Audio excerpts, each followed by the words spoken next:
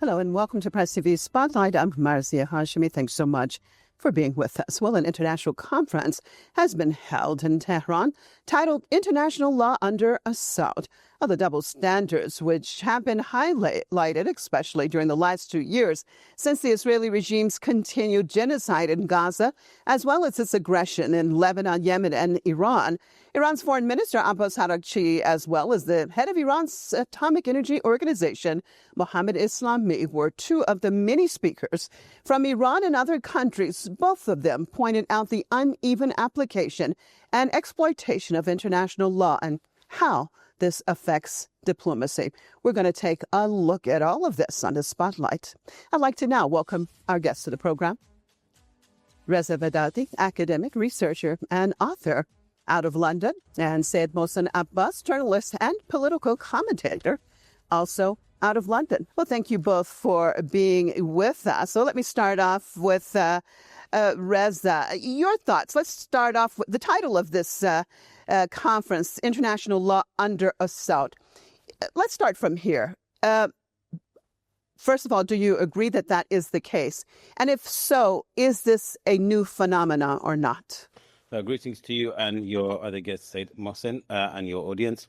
Regarding United States and the Western axis, they've always assaulted international law. We saw that in Afghanistan, we saw that in Iraq 2003, and we've seen that in Libya and Syria and other places where they have intervened, in Bosnia, in Serbia. However, recently in the last 2-3 years, I think what has happened is the United States has realized that the shift of power from the West to the East, the shift of economic power as well as military power, and also political and influential power to the East, has made it become like a bear that's trapped in a trap laid by a hunter, and it's now trying to scratch at anything to stay alive.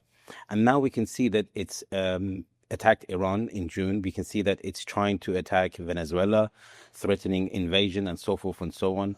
It has threatened Canada when Trump came into power, Panama, Greenland, Denmark, and multiple other countries.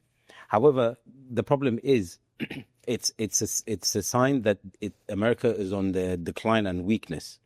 So instead of it being smart to try and abide by international law that it had helped create to benefit it, it's actually destroying that fake international law that we had, and it's reducing it to minimal effect. The interesting points that you've just made. Syed Mohsen, what Reza said was basically minimizing the effect of this faked international law. Your thoughts on that? Because as we see many things basically coming apart, when we talk about that, are we going towards something better? Does it have to totally be destroyed from within, as we see just the hypocrisy of these international laws being exposed more and more every day before we can get to a better point? Or how do you see it? Where are we right now? Well, we have to look at the context of the so-called international law and the international bodies that exist today, with the fact that what I call the axis of imperialism won the war. They won the Second World War, and as a result, what they did was they carved up the world the way they wanted. They established institutions which were in their favor. Take whether it's the World Trade Organization, World Health Organization, United Nations, the IAEA, IMF, World Bank. Which of them would we say ever does anything which is not in the interest of the Anglo-Zionist Empire, which won the Second World War, essentially? And all that we saw was the transfer of power from imperialism to, well, British imperialism and European colonialism to American imperialism.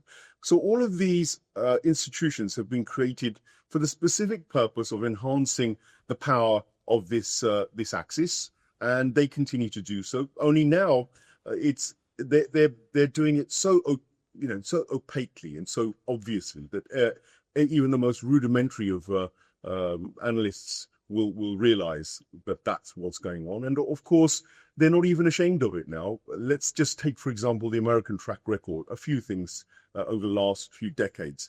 The Paris the Paris agreement around, for instance, climate change. The Americans reneged on that whenever they chose, like Donald Trump. Of course, there was the Pacific Economic Treaty, which included China basically, and that was violated by, again, the Americans. The JCPOA with Iran, violated. The Russians, informal agreements that actually NATO shouldn't make incursions into boundary nations, where Russia was saying, this is my red line. All of these things have happened, and every time it results in war, it results in famine, it results in terrorism, it results in all kinds of actions which are geared towards getting the Anglo-Zionist empire its way. So I don't think there's ever been international law in that sense. Okay. The Cold War blinded us for a while because the Russians or the Soviets seemed to be strong enough to do something about it. But since then, I think the veil's been off. Well, Reza, I mean, Iran's nuclear chief slammed the hypocrisy of the UN nuclear watchdog, and especially in its involvement with the attacks, the June strikes by Israel and the United States. And he also said something interesting, that how the IAEA had passed on confidential information because there was certain information that no one else, no other entity had. Your thoughts on that, and what does that mean for this agency that is supposed to be supervising and overlooking these nuclear issues, but actually to basically be in bed with the enemies of Iran?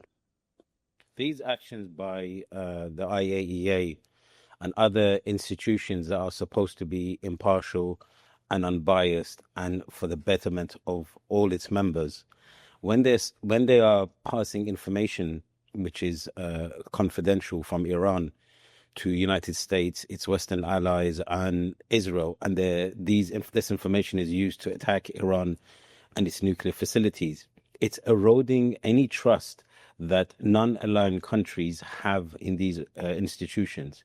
By these actions, the United States and its Western allies are diminishing any impact or potential positive impact organization like IAEA could have had, because less people are trusting it. We can see that when it comes to Iran, it condemns Iran, but it doesn't condemn those who attack its nuclear facilities, which is against international law. And then we see it never puts Israel under any pressure to be under surveillance for its nuclear military activities. So it's the double standard has become more clear. I think in the last several years, since 2000, when COVID happened, the world has woken up to the double standards in health, double standard in its nuclear approach, double standard in foreign policy, human rights, and obviously the Aqsa flood, the Palestinians resisting against Israel for the past 2 years has demonstrated that all of this institution that my colleague just mentioned, they were all hypocritical. They were all used as tools to advance the Western agenda and Western hegemony. But now they've become useless because the world has seen through them. Okay. Well, Sid Mohsen, former European parliamentarian Mick Wallace, who was addressing the conference, pointed out that not one EU country condemned the attack on Iran by the U.S. and Israel. What does this say then about international law, about the Europeans? Well, he said that the Europeans are just a tail, aren't they? They have no real economic power without the Americans propping them up in one way. I mean, Trump has been very disparaging in the way he's dealt with them from day dot. I mean, he has abused them on regular, statements that he's made, and openly in front of them as well. He treats them literally when they go to the White House like they're some sort of little children in a kindergarten school. You've literally seen it on the screens. But more visibly, I suppose you could look at the way he forced them to raise their revenues towards NATO. Literally demanding more cash from the Europeans, essentially saying, "Look, you're kind of like our puppets, and you need to pay more money for us to protect you against Russia." That's been going on, and of course the provocation of the war in Ukraine is very much part of the American policy. It was NATO joint policy, although now America pretends that it's kind of backing off. But he's really put the Europeans in big trouble there already. So America is nobody's friend. It's not even the friend of the Europeans, but the Europeans themselves have no real independent policy. And in fact, when they were getting together as a huge bloc, as an economic bloc, the Americans weren't terribly happy with it. I don't think they really liked that idea of any bloc rivaling them. But in reality, underlying the European and American establishments, there are other powers which have economic interests, and they use both the Americans and the Europeans in order to achieve what they want. And that is usually linked with profit economies and resource access around the world. And that's what the then, very formally the European nations line up behind America in more of this imperialist arrogance, and basically they call it security policy, but it's actually imperialism. They'll call it political expediency or economic necessity, but it's just resource rape. And essentially that is something which is, I describe as the Anglo-Zionist imperialist money mafia, which is there. And neither Trump nor the European leaders are above that.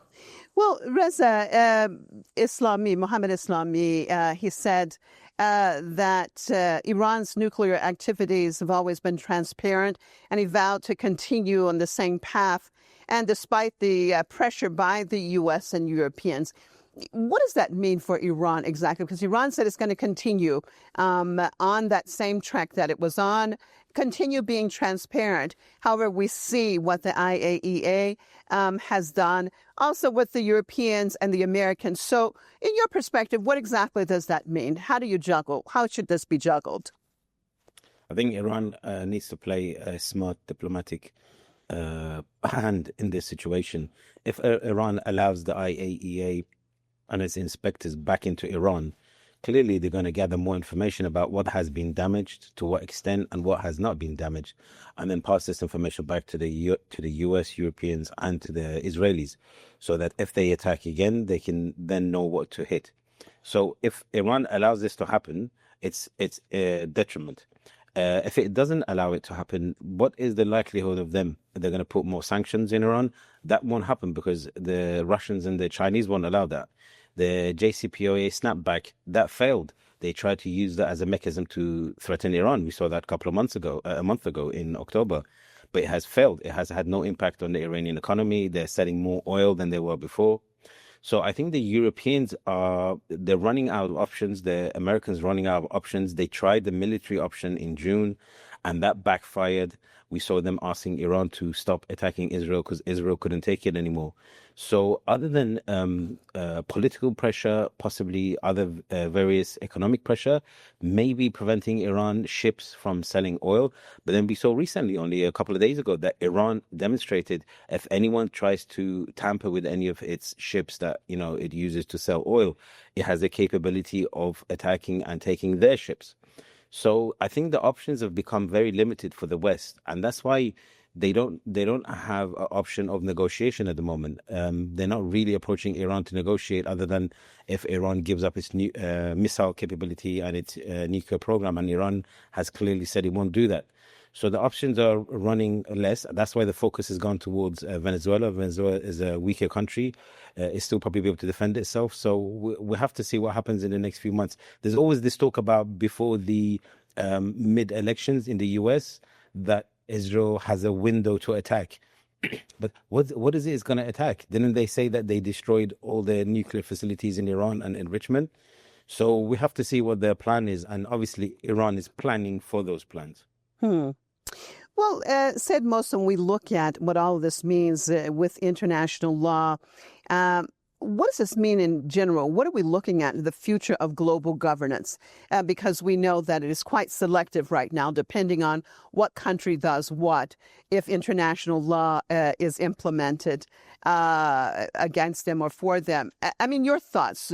Where is this taking us? Where do we need to go? Well, it's very likely taking us to at least a regional war, an extended regional war in West Asia, and possibly a much broader war. Just take the actions of the Islamic Republic of Iran in its own defense over the last couple of days. They took over a UAE, an Azerbaijani tanker actually, heading out from the United Arab Emirates with tons and tons of petrochemicals.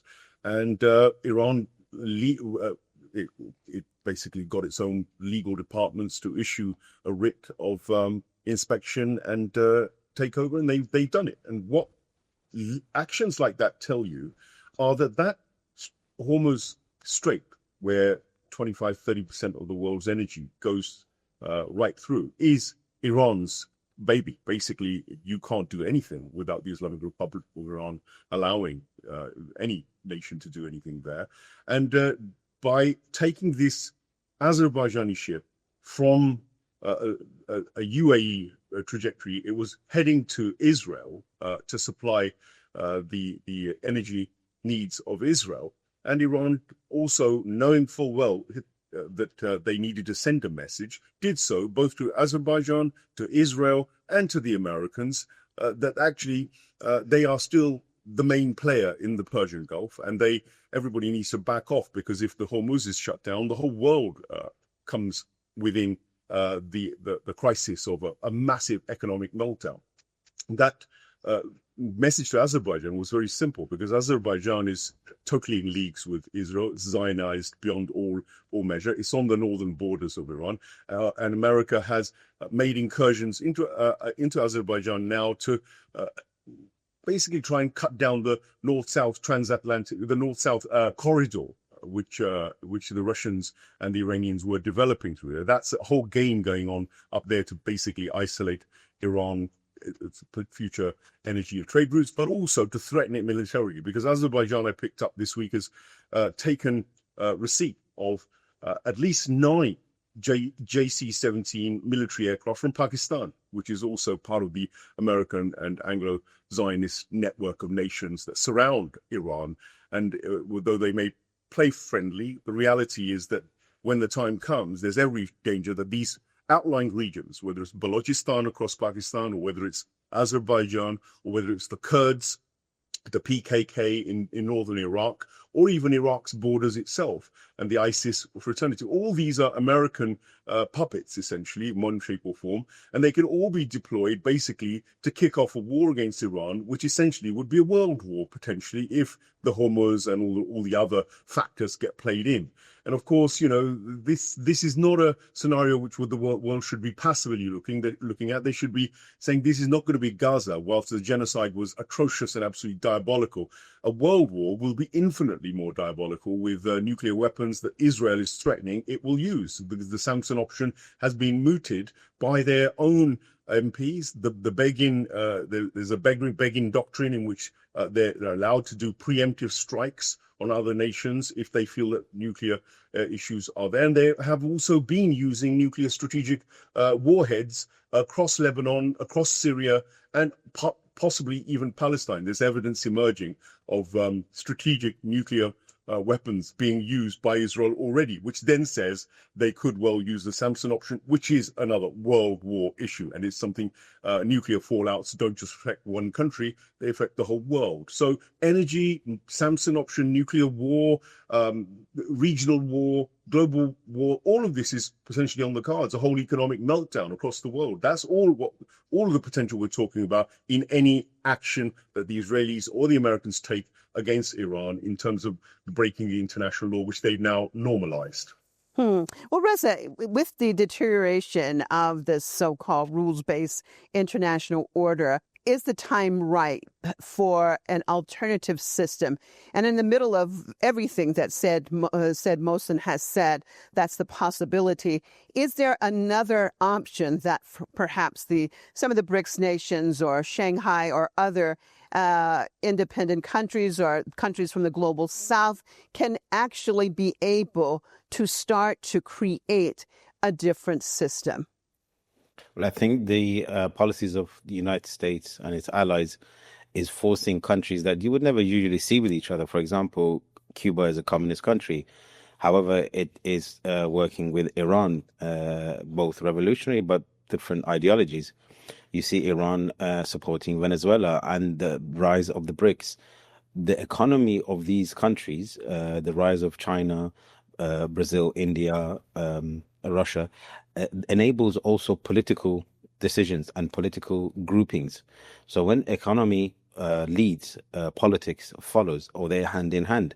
So we can already see that there's a multipolar world being created. We're actually living through that process right now. It's not in the future, it's actually happening now.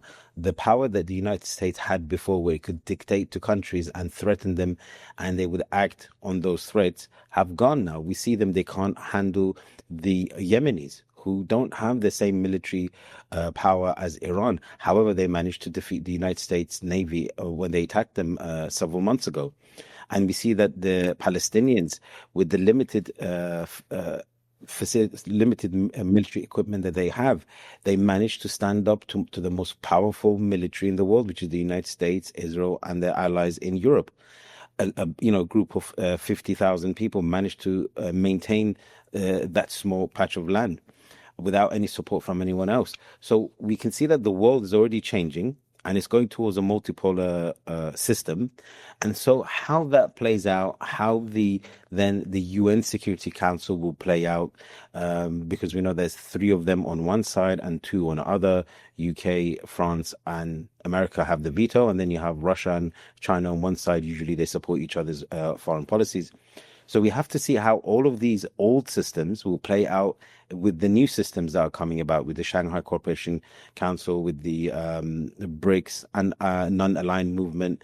All of these things are happening, and it takes time for us to see how it crystallizes. But we know that Iran, all it needs to do is maintain its stability and strength. And as the dollar weakens, as American economy weakens, it's been propped up by fake stock market and so forth. The power of the West won't be able to impact Eastern economies and politics as much as it used to before. All right. And on that note, I thank both of you for being with me. Reza Vedadi, academic researcher and author, out of London, and Syed Mohsen Abbas, journalist and political commentator, also out of London.